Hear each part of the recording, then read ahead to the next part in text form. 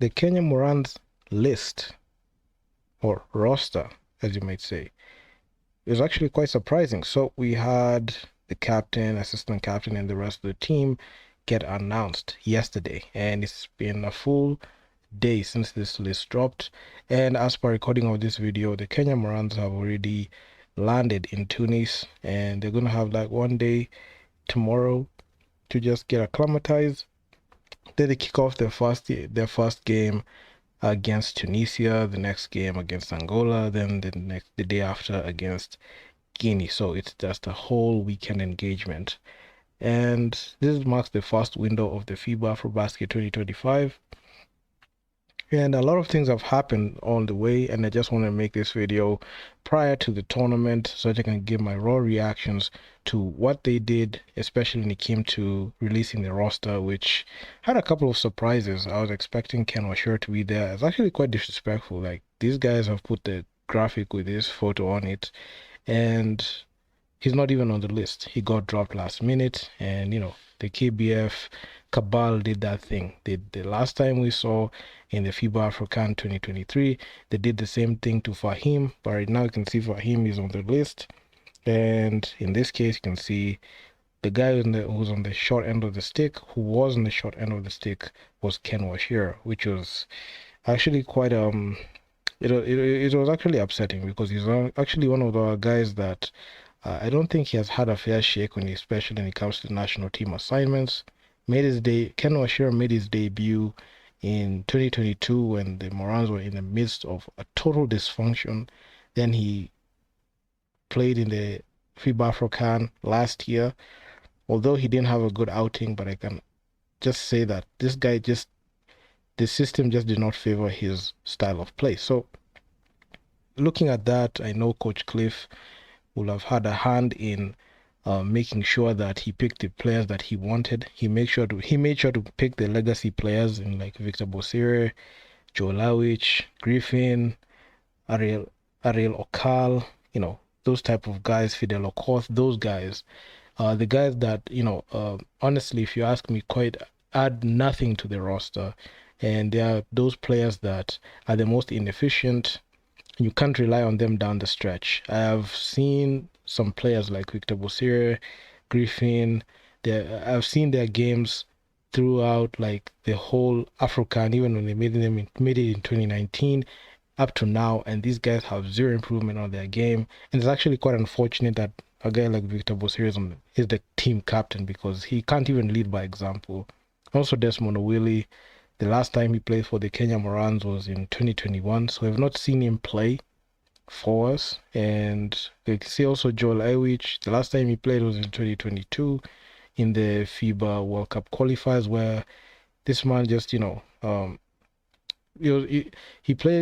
on that team, and it was actually a very embarrassing outing. And every time in that time span in 2022, the Kenya Morans were 0 for 6 at the time.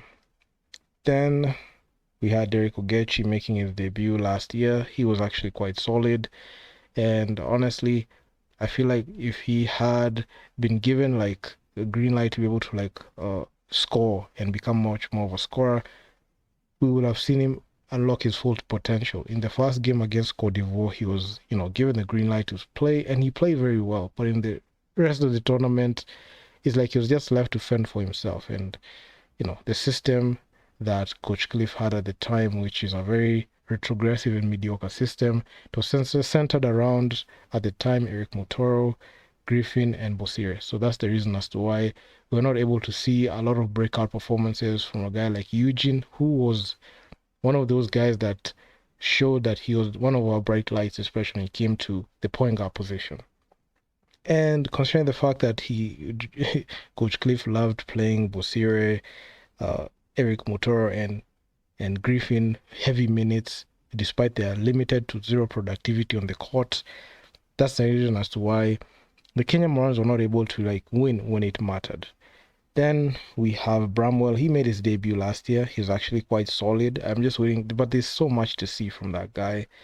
Then Fidel, man, I don't know about this guy, man. Just a huge question mark for him.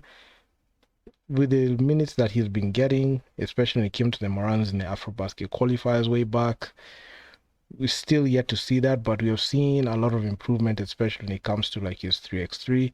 But this man has to decide whether he's a 3x3 or 5x5 player, especially when it comes to representing Kenya, because he can make a very good 3x3 player, but you can see he plays for the Thunder, which is 5x5, and right now he has a career year. So him getting snubbed from the team was no it'll cause like a lot of shockwave in there. So there was a reason as to why he was there on the team, because he's having a career year, and he also has played in a couple of stints in 3x3. So I'm not sure if he can be able to like mold his game to when it matters and when we can need him. Then we have Ariel Ortega. So this is a guy that I've been looking forward to seeing his game progress, especially when it comes to the three ball.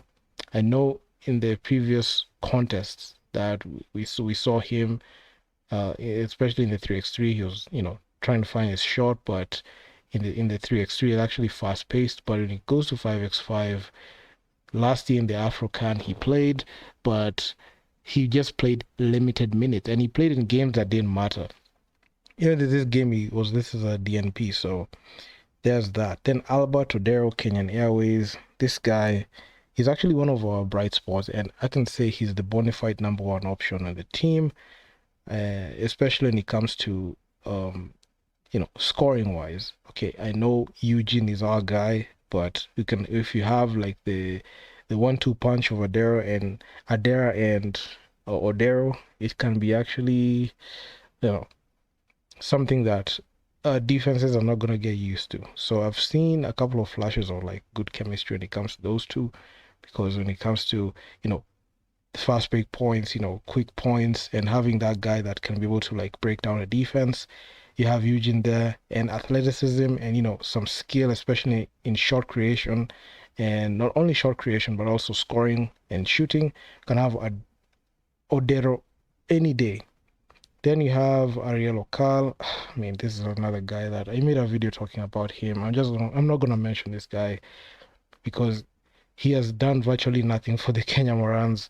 Outside that whole African run in 2019, which was just about 4 or 5 years ago, this man has done absolutely nothing when it comes to the FIBA Afrobasket of 2021 qualifiers, the actual FIBA Afrobasket, the FIBA World Cup. I mean, dude has done nothing for us, and it's actually unfortunate that he's there, because a majority of people have a tendency to forget that this guy is actually quite inefficient, and he has played a lot of games, especially for the Kenya Morans. And if you look at his stats and look at his film, he's not a guy that comes off as skilled. He's just a hardworking, workhorse player, but he's not a skilled player. He's those players that clean up the mess. This is a person that you can't rely on down the stretch, and it's evident, and we have seen it through all the games that I've looked at on my Instagram and also on YouTube on his channel when you're looking at games. So that's the list, all under Coach Clifford Orr, which is actually quite unfortunate, because the same strategies that he used 5 years ago are the same ones that he uses now, which is actually sad. There's no progression with this coach. There's a reason as to why he got fired by APR. I mean, APR wanted to go to the next level with Bal, so there's no way they're going to keep, the services of Clifford Orr, a guy who can't win. And the last time he was in the Afrobasket, in the Afrobasket qualifiers, the only game that he won was against Mozambique. So he lost against Senegal and Angola. I want people to understand that. His record is actually abysmal in 2022. When he was in charge of the team, this man, after 2020 onwards, has done virtually nothing for the Kenya Morans. He has more L's than wins. If you look at the Afrobasket qualifiers in the first window before he got fired, he only won 1 game out of 3 games. Then if you look at his stint at the FIBA World Cup qualifiers, the man was 0 for 3. And he got swept in that run he got beat by Congo DR, he got beat by Egypt brutally, and got beat by Senegal. And he considered, as a coach and who is in charge of that team and those players, conceded over 120 points in that run. Then fast forward to last year, in the games that mattered, especially against Gabon and Morocco, This is a coach that has no IQ or ability to be able to like craft game-winning plays, or even know who to go to, especially when it comes to an offense and defense. So he's actually virtually useless. Then we have Ansett Wafula. Honestly, I mean, there's nothing there. There's nothing there. Then you can see all these people there. The team manager is just useless. Head of delegation, the president. Of course, they're all here to go for. They're all here for that allowance per diem and a trip. That's the reason as to why they are, are going for this tournament. These officials. I don't know what these people add here. They're just, I can say dead weight. And I know the physiotherapist is actually important, but the team manager is actually useless. I don't think she had even any hand in selecting this team. I don't even think the coach had any hand in selecting this team. Nobody had. It's only the KBF cabal and the committee that were in charge of selecting this team, and with their corrupt practices that they use. Majority of the time, I feel like the Kenyan Morans should just register themselves as a club, because they're moving more as a club than a national team. And there's nothing national team-esque that comes from this list of players. And just a quick disclaimer, there are players that I'm going to give a hall pass in this situation. I'm going to give Eugene a hall pass. I'm going to give Ariel Ortega a hall pass. Fahim, Bramwell, and Derek. All the other guys, Posire, Owili, Joel Ewich, Grifo, Ariel Okal, all these guys, if they don't deliver, it's all on them. It's all on these legacy players, Posire, all these guys. But guys who are having a hall pass are guys that have not had like a lot of minutes, especially when it comes to Kenya Morans basketball. But anyway, it's just my opinion. So do drop me your comments in the comment section what you think. I know I've talked about the Kenya Morans for in many videos, and expect more to come, because we are going to just talk about them regardless. And I know a lot of things go into team selection, but the way they do it is actually very questionable, and there's a lot that gets hidden, and a lot of people are very tight-lipped, especially when it comes to Kenya Morans team selection. So if you guys like the video, leave your feedback down in the comments. What do you think about this roster? Do you actually think we can win against, we can win at least 2 games or even 1 game? Because I've seen the Angolan squad, and there are a couple of players there that are very familiar and caused us problems when it came to the FIBA Afrobasket. When we met, they actually caused us a lot of problems. So I'm not sure how you're going to match up against that. The last time we met Tunisia was last year in the FIBA Afrochan.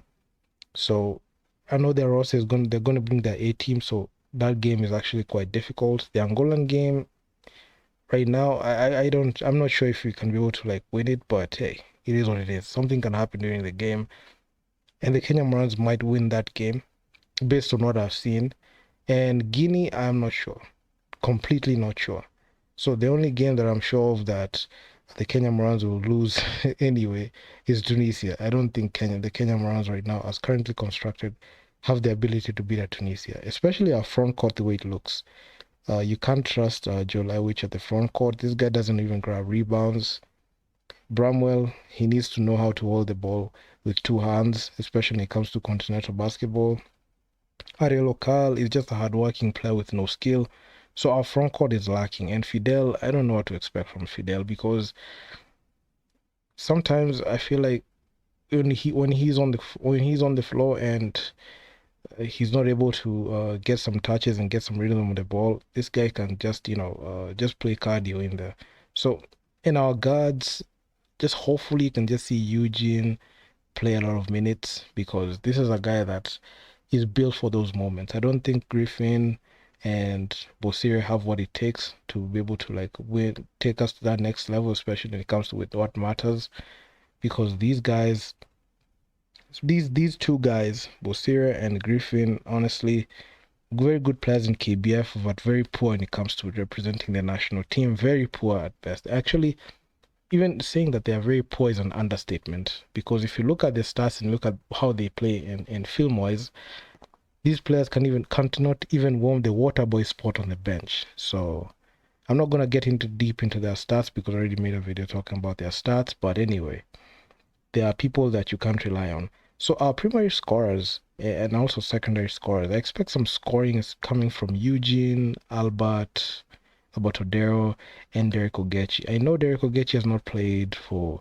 the Kenya Morans in the longest time, and he's one of those players, actually, one of two of those players that flew into Tunisia directly from where he was in Spain, and he's gonna meet the team on site. So I'm not sure how that's gonna work. I know he's gonna either defer to either Albert or Eugene because they have played a couple of minutes. But hey, I know a lot of things keep changing. I know players are able to can be able to like adapt to a system, but I'm not sure if they can be able to learn on the go like that, because you've seen this script time and time again, especially when it came to like the FIBA World Cup qualifiers, where the international players flew in a day before the tournament. That's the same thing that we're seeing, but this time you're only seeing two players do that. I'm not sure how their game is going to translate. Hopefully they're able to get less minutes. They're not like heavily relied upon because they have not played with the team that much. But these guys are supposed to be able to carry the team. But you know how that goes. Hopefully Eugene and Albert are able to like put that, a stamp for the Kenya Morans and at least make the game much more competitive. Those are the guys I'm looking at and I'll be watching. So yeah, man. I'll be, coming out with a couple of videos in this season, this Kenya Morans season. And I'm out. Peace.